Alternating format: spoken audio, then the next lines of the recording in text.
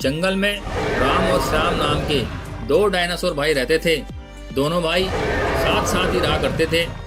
राम जंगल का राजा था और दयालु स्वभाव का था। वहीं श्याम थोड़ा शरारती स्वभाव का था। फिर भी उन दोनों भाइयों में कभी लड़ाई नहीं हुई। जंगल के सभी जानवर हंसी खुशी के साथ अपना जीवन व्यतीत कर रहे थे। फिर एक दिन राम किसी काम से जंगल से बाहर चला जाता है और जंगल का सारा राज्य कुछ दिनों के लिए श्याम के हाथों में सौंप देता है। एक दिन श्याम जंगल में घूम रहा होता है, तभी एक लकड़बग्गा श्याम के पास आता है और बोलता है, छोटे महाराज कैसे हैं आप? कई दिनों से आपके बड़े भाई दिखाई नहीं दे रहे हैं। अरे महाराज, कुछ दिनों के लिए जंगल से बाहर गए हुए हैं और उनकी गैरहाजिरी में मैं इस जंगल की सुरक्षा कर रहा हूँ। महाराज आप बहुत शक्तिशाली हैं और आपको इस जंगल का राजा बन जाना चाहिए। आपके बड़े भाई ने इस जंगल पे बहुत दिनों तक राज कर लिया है। एक मौका आपको भी मिलना चाहिए इस जंगल का राजा बन के अपनी हुकूमत चलाने का। अरे नहीं लक्कड़बग्गे, राम मेरा बड़ा भाई है और बड़ा होने के नाते वही जंगल का राजा बन सकता है। मैं छोटा हूँ, मैं जंगल का राजा नहीं बन सकता। सोच लो महाराज, एक बार ये मौका दोबारा नहीं मिलने वाला। अभी आपका भाई राम जंगल में नहीं है। अब श्याम डायनासोर सोच में पड़ जाता है और कुछ देर सोचने के बाद बोलता है, ठीक कहते हो लक्कड़बग्गे भाई, एक मौका मुझे भी मिलना चाहिए जंगल पर राज करने का। लकड़बग्गा दोनों भाइयों में फूट डालने में कामयाब हो जाता है और अगले दिन श्याम जंगल के सभी जानवरों की एक सभा बुलाता है और बोलता है, जंगल के सभी साथियों, आज से इस जंगल का राजा मैं हूँ और जंगल के सभी जानवर आज से मेरी बात मानेंगे। जो मेरी बात नहीं मानेगा मैं उसे इस जंगल से बाहर निकाल दूंगा। जंगल के सभी जानवर वहाँ से चले जाते हैं और आपस में बात करने लगते हैं। तभी गाय बोली, अरे ये हमारे महाराज कहाँ चले गए हैं? इनका छोटा भाई तो बहुत ही शरारती स्वभाव का है और ये हमारी बात नहीं सुनता है। हाँ गाय बहन, ये श्याम डायनासोर तो बहुत ही शरारती है। यह किसी भी जानवर की बात नहीं सुनता है। यह जरूर लक्कड़बग्गे का काम है, दोनों भाइयों में फूट डालने का।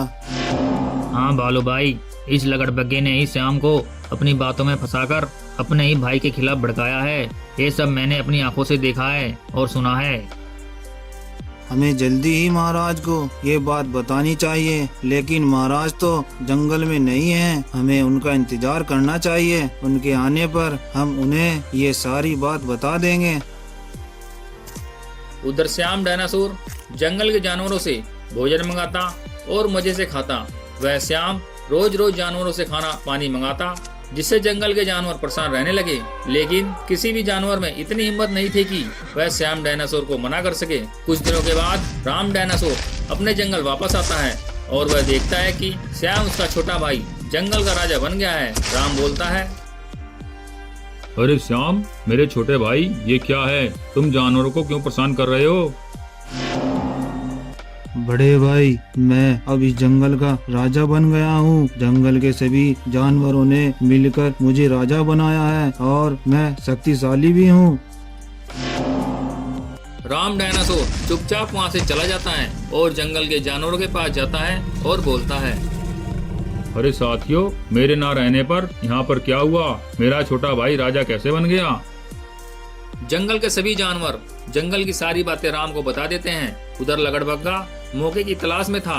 वह दोनों भाइयों को मारकर जंगल का राजा बनना चाहता था। लकड़बग्गे ने एक सेना तैयार कर रखी थी।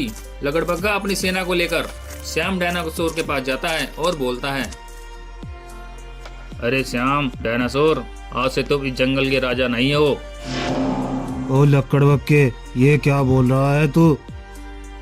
मैं सही बोल रहा हूँ। मैं तुम्हें मारकर इस जंगल पे राज करूंगा, हा हा हा, और उसके बाद तेरे भाई को मारूंगा, हा हा हा। अच्छा, ये सब तेरी चाल थी? मैं तुझे नहीं छोड़ूंगा। साथियों, घेर लो इस डायनासोर को और मार डालो इसे। अब लकड़बग्गे की सेना श्याम डायनासोर को घेर लेती है और उस पर हमला करने लगती है। तभी वहाँ पर राम आ जाता है और लकड़बग्गों को अपने भाई के ऊपर हमला करता देख राम को बहुत गुस्सा आ जाता है और राम तुरंत ही लकड़बग्गों पर हमला कर देता है और कुछ देर में सभी लकड़बग्गों को मार देता है। यह सब देख श्याम डायनासोर हैरान रह जाता है और वह अपने बड़े भाई राम से माफी मांगता है।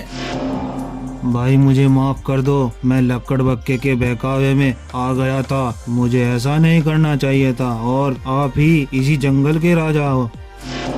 अब राम अपने छोटे भाई को माफ कर देता है और राम फिर से जंगल का राजा बन जाता है। इसे देख जंगल के सभी जानवर खुश होते हैं और फिर से जंगल में एक बार खुशहाली आ जाती है। दोस्तों, इस कहानी से हमें यह सीख मिलती है कि हमें कभी भी किसी के बहकावे में नहीं आना चाहिए और सोच विचार कर फैसला करना चाहिए। अगर आपको हमारी ये वीडियो पसंद आई हो तो इस तरह की इंटरेस्टिंग वीडियो देखने के लिए प्लीज चैनल को सब्सक्राइब कीजिए, लाइक कीजिए और कमेंट कीजिए।